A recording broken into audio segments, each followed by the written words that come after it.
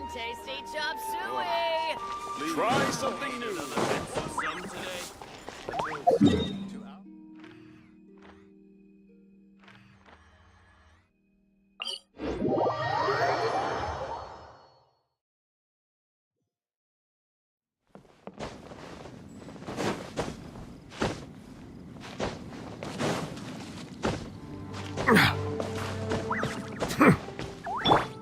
Full throttle!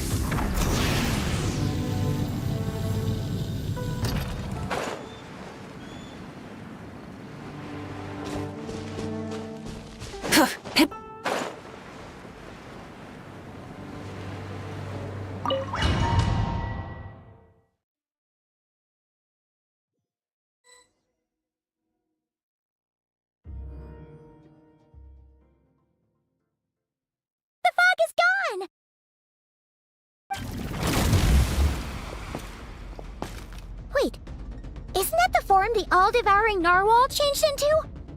How come he knows that, too? Really? So, you're telling Paimon that giant whale and this guy can both turn into the fowl? How does that work? It's a subconscious instinct. Any intelligent being who longs for his level of strength is bound to mimic his appearance. It's a natural response after encountering someone as powerful as Master. To them, he represents ultimate power. We know the person before us has encountered Master, and we know he stole a portion of my power. So it's not surprising that he would assume this form. Okay. Oh, the close-up Paimon looks, the more intimidating it gets. Nervalette isn't here this time, so it's up to us. He won't have the nerve to steal again after we're done with him. Let's teach this guy a lesson. Eternal, infinite, everlasting. Merciless.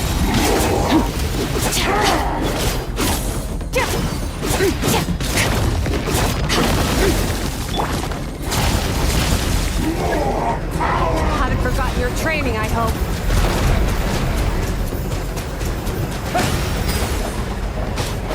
Yeah! Go! Wipe out!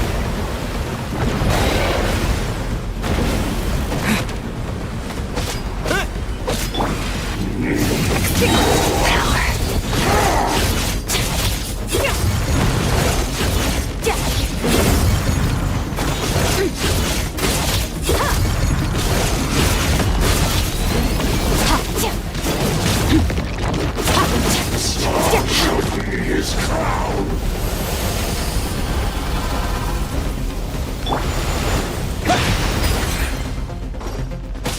Water jet!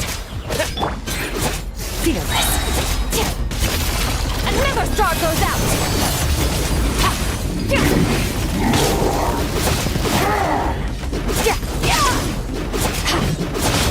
Surge! Go!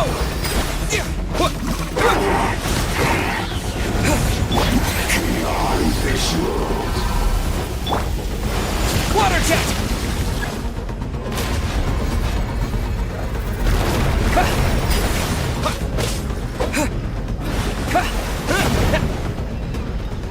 Go!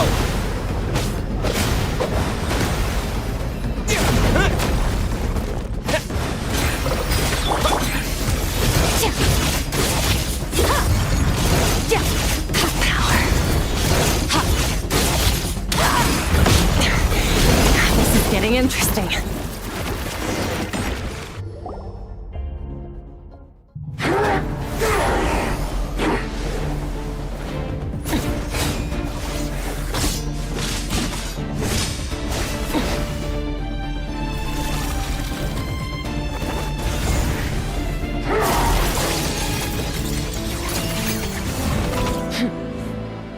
Haven't had enough of my power.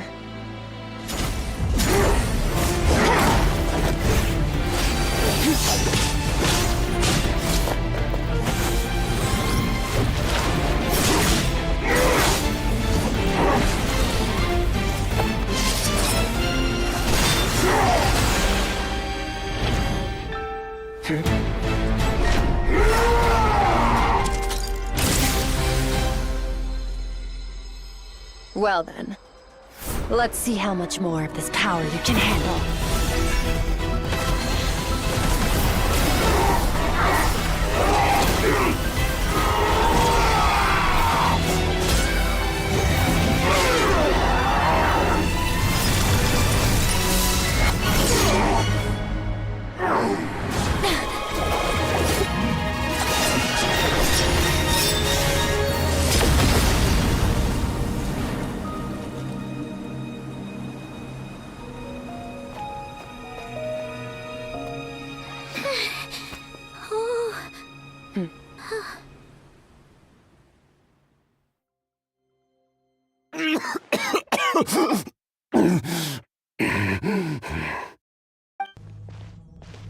Well, have you come to your senses?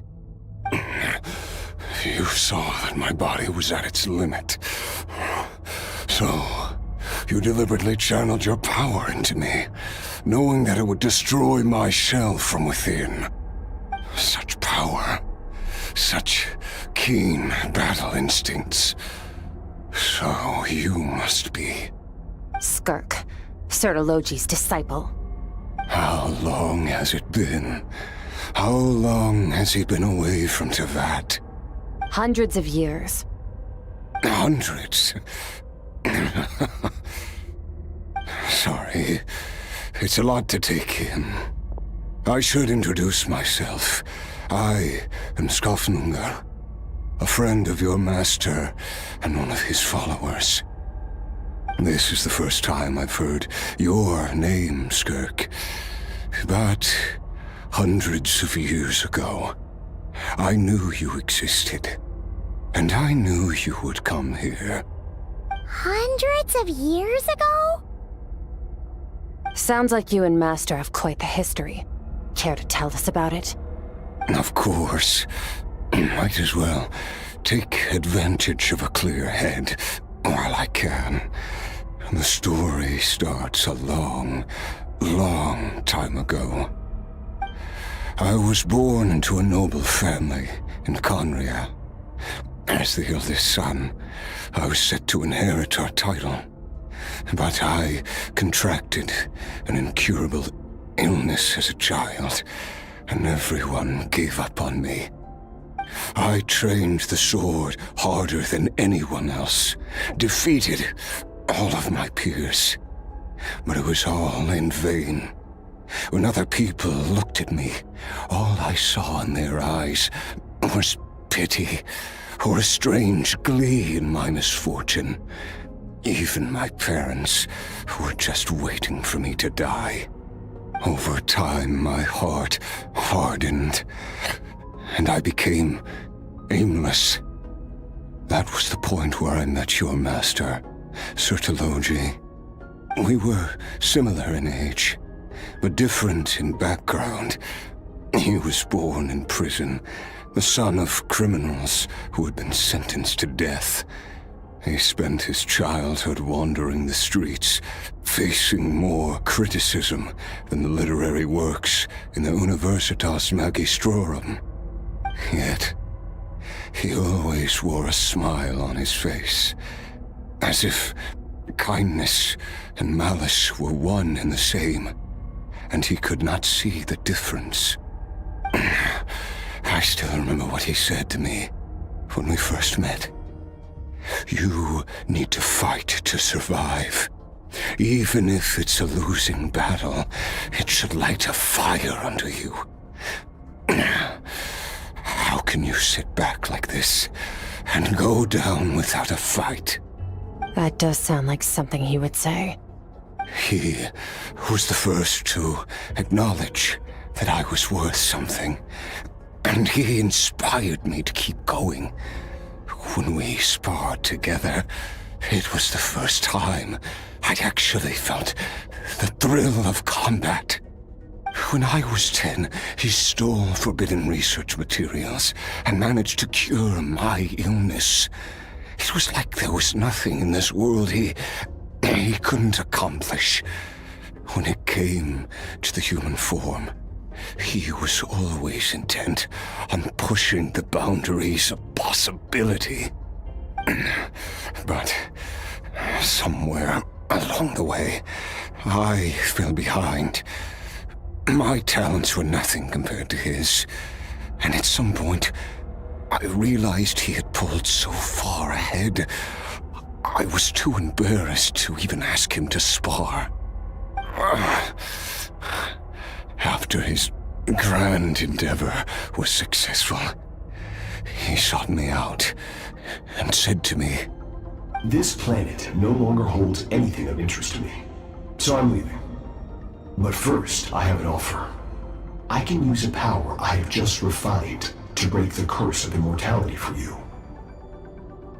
Your death was once what we worked so hard to prevent. But the immortality you now face is a different kind of pain altogether." I'll pass. Immortality doesn't sound so bad to me. Since I can't die, it means I have an infinite amount of time to get stronger. Maybe I'll finally catch up to you one day, and we can spar like we used to. Are you sure? I cannot say when I will return. Your body, or rather, your soul, might not be able to withstand this curse. All I can do is try. After all, a wise man once told me, people need to fight for their own survival. Wise indeed. Nevertheless, if you grow weary of the pain of immortality, and wish to experience a good sparring match before you wither away, seek out my disciple. Disciple? Never thought I'd hear that word coming from you. Nor I. But Vedifenir said I was destined to find a disciple out there in the universe, and bring her to Tibet. You know as well as I, Vedifenir's prophecies are never wrong. Well, now I'm curious about who this disciple of yours will be. All Vedifenir said was that one day, the stars shall bow in her honor. Sounds pretty impressive. Of course. Only the most outstanding people would have the right to become my disciple. Still self-assured as ever, I see. But you're not wrong. I'll be leaving then. Oh, and if you are serious about getting stronger, I left you a little gift in the primordial sea. As I've said before, walk whatever path you want. Freedom means even the wicked get to make their own choices. Waiting for me in the primordial sea was the all-devouring narwhal, already beaten into submission by Sertologi. In its weakened state, I was able to cut off part of its flesh and sew it into my own heart. Your heart? That sounds like torture! How did you even survive that? Because, of course, I bear the curse of immortality. So, you used the curse to turn yourself into a vessel for power. Even with that whale's ability, devouring power like that is not something the human body can withstand. With your body and soul constantly at the breaking point, it was the curse of immortality that sustained you. But that is not the path to strength. You have to pour your heart into it, work for it, dream of it. Instead, you stole something that didn't belong to you, and it backfired. You're right. I should have known better, but I had already pushed myself to my limits, and he was still miles ahead of me. So I had to take a leap of faith. I miss your master. I miss the days when we were all together, troublemakers without a home. I don't regret the choice I made. But if you'll allow it, I do want to apologize. To both of you. After the beating we just gave you, I think we can call it even. You're an interesting one as well. Sertologi's disciple. That's a lot to live up to. It can't have been an easy experience. I know what he's like. He rules with an iron fist, using despair and fear to force you to catch up to him, all the while standing ever out of reach. We're like mountain climbers in the dark, never knowing how much higher we have to climb, or when we will see the sun again. True. But I made up my mind long ago. No matter how dark it gets, I will not give in to despair. I will overcome it. Besides, after hearing your story, I suspect what Master really wants is not a battle that demands his full strength, but rather a defeat without regrets. Oh? Since you're his friend, you must have some things in common. The first time we came here, when you stabbed me through the fog and stole my power, I felt no emotion coming from that spike. But when you had to devote all your strength fighting me just now, I could feel joy and passion emanating from your blade. It was the joy of a researcher discovering the truth of the world, the joy of an artist uncovering a temple of wonders. Interesting. I'm certain I didn't express those emotions outright. Yet you were able to read them from my blade, like a glimpse into my inner world. You're right. That battle brought me an unbridled sense of joy, and my defeat brings me no regret whatsoever. Exactly. I think Master also craves a battle like that. One where his opponent forces him to use all his strength, unlock the extent of his potential, and transcend his own limits. A battle to end all battles. After which, all can come to an end, including, perhaps, his life. For that very reason, good and evil are meaningless to him. He has one purpose, one goal: to complete himself. It's one of the secrets to his strength. Perhaps you're right. Perhaps that is his call. What a battle that would be. Oh, to witness such a...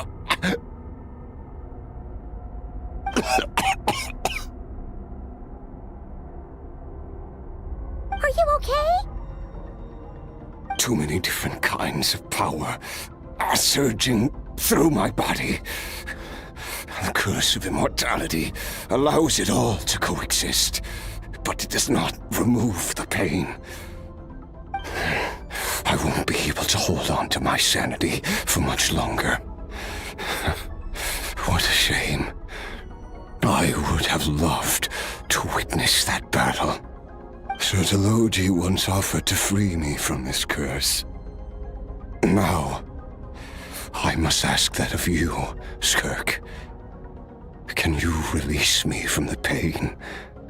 I can, but not through death, if that's what you were hoping for.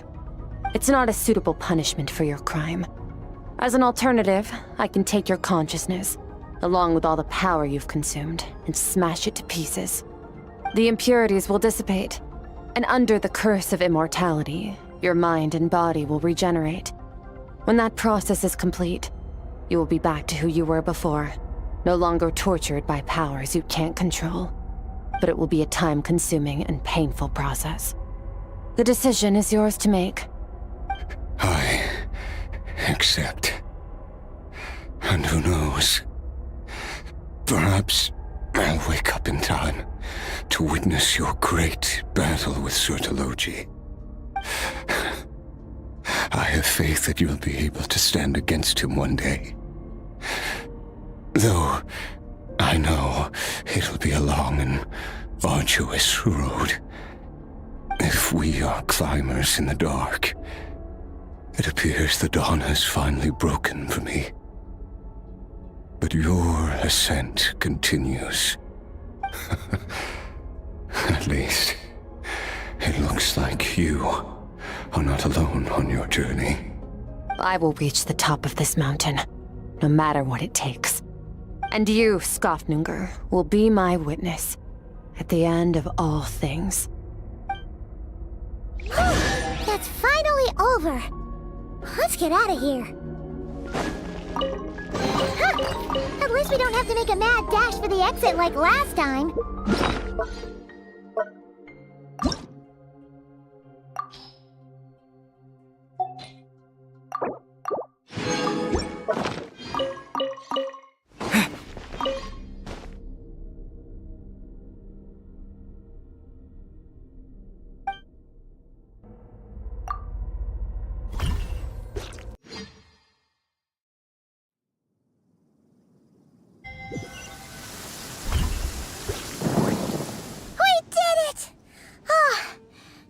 been a few days, but it feels like forever.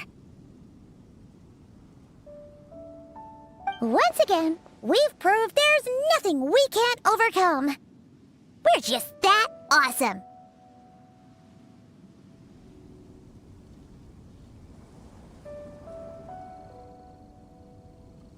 Wow, you sound even more confident than usual.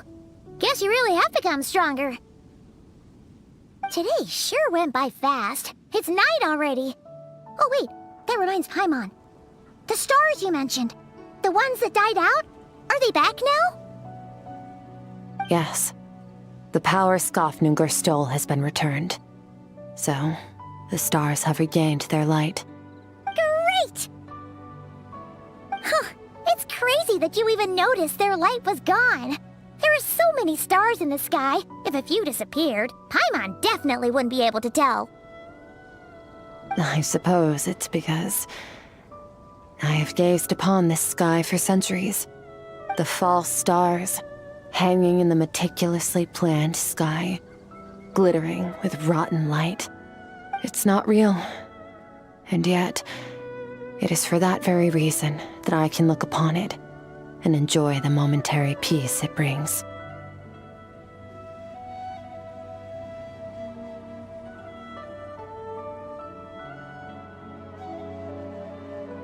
Even the most beautiful of bubbles has to burst. We will return to the real universe one day, whether of our own volition or not. Time marches ever forward. Even the innocent and naive will taste life's bitterness.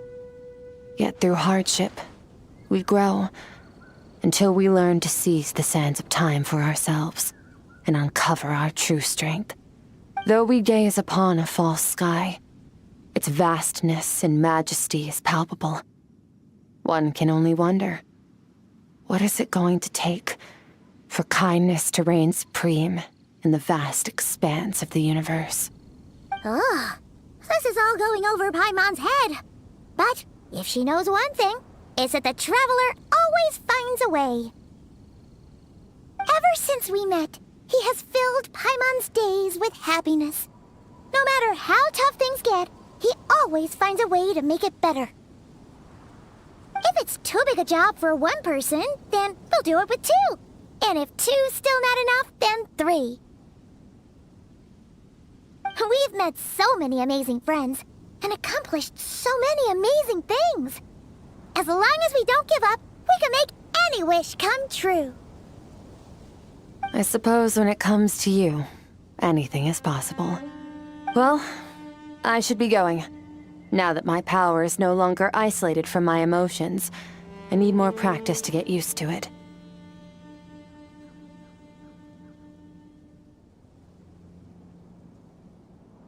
I suppose fate will decide. Maybe we'll bump into each other on the street.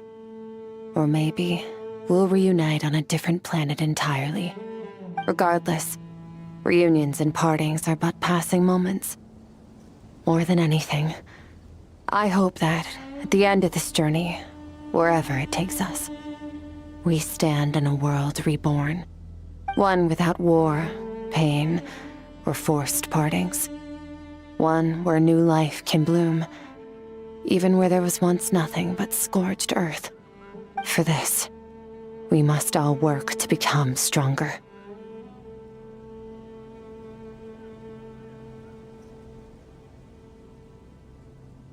Goodbye, Traveler. Remember your training. Make sure to put it to use. Bye!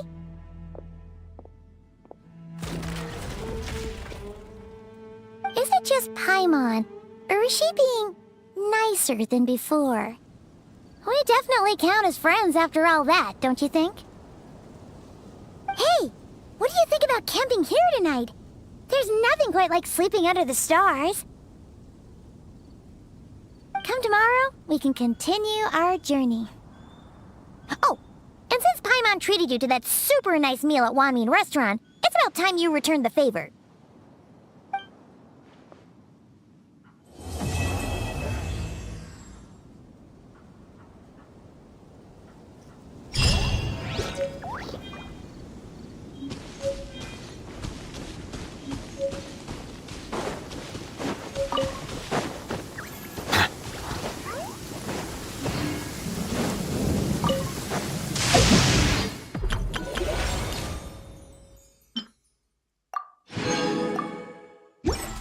My apologies.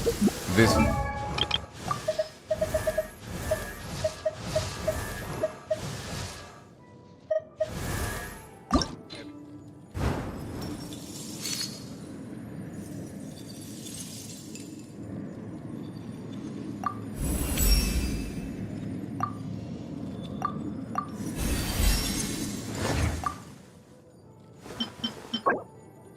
Rain.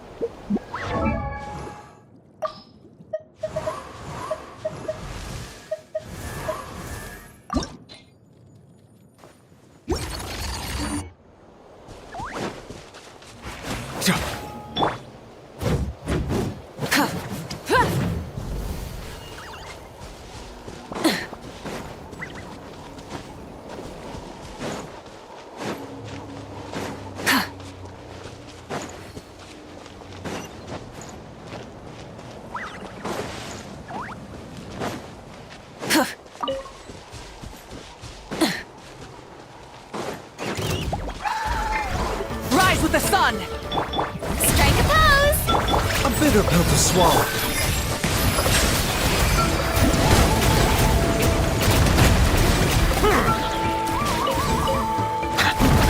Let's ride!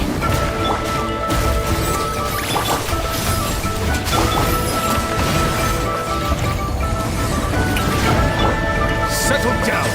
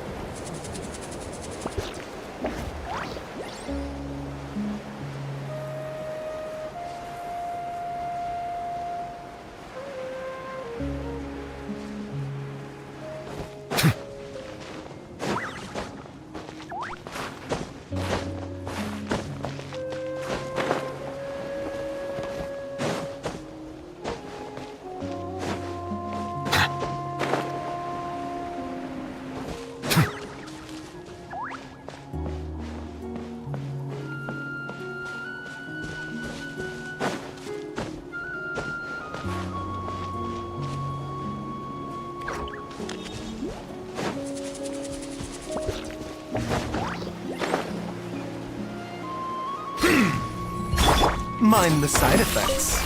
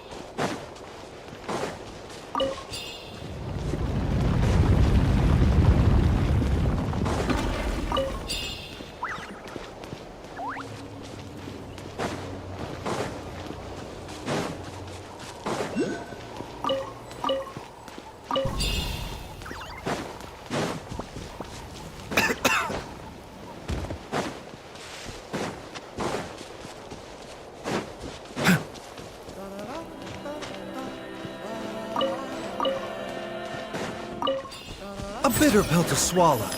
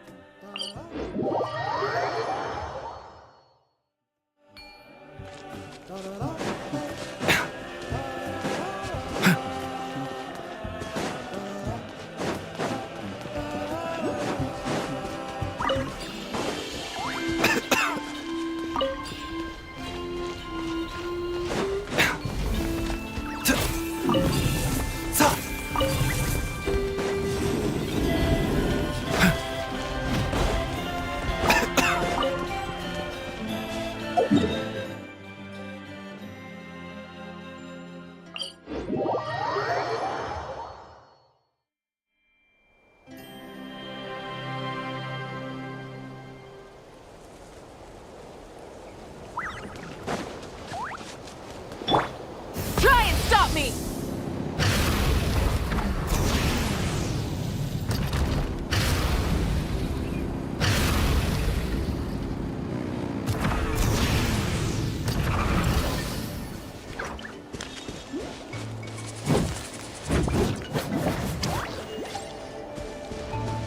Burn it down!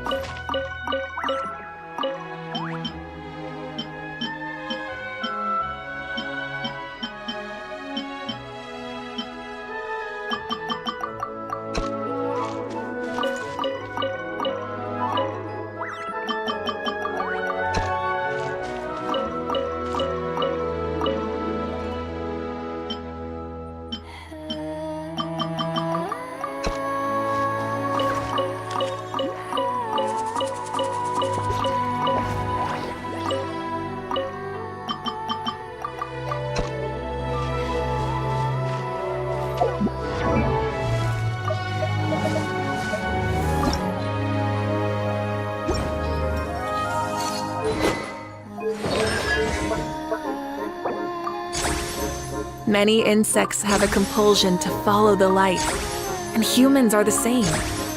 Except we call that light hope.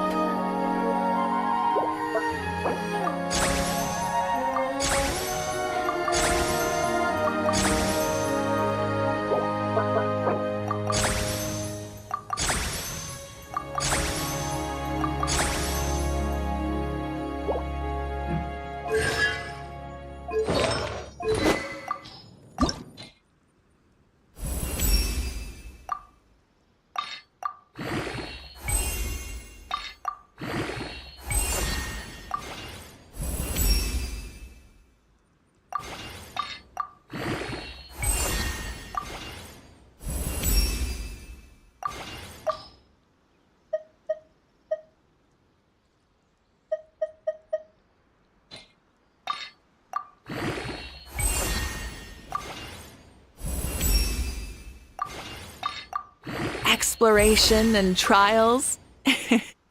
Adventuring is right up my alley.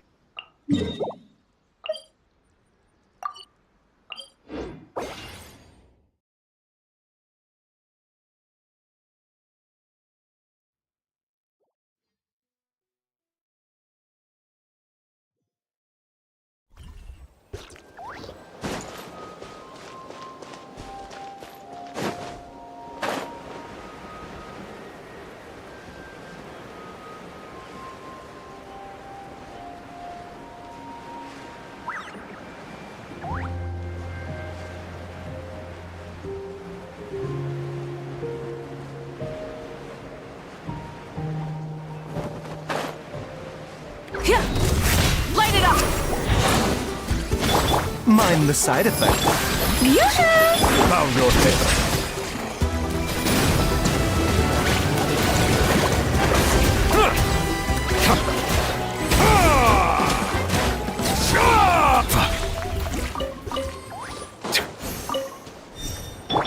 The doctor will see you now.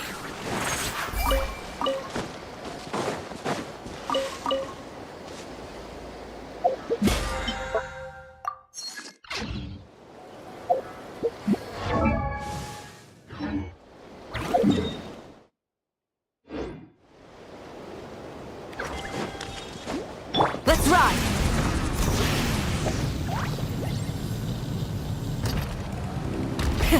Rev the engines!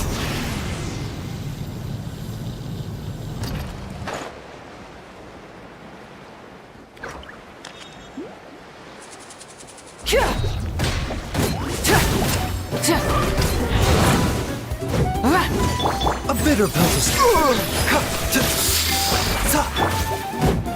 Burn it down!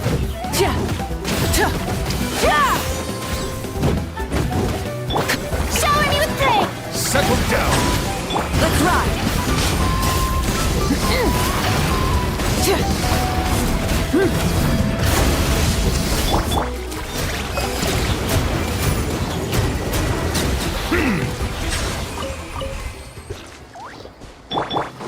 Mind the side effects.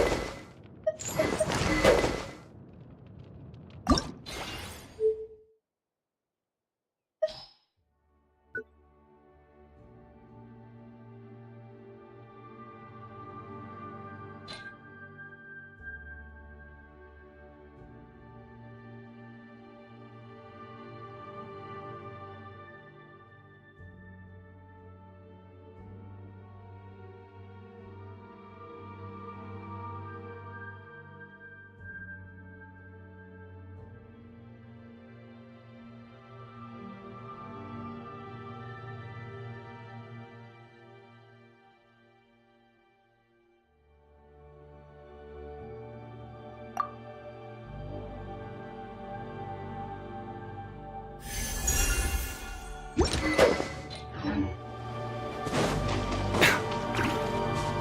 bitter pill to swallow.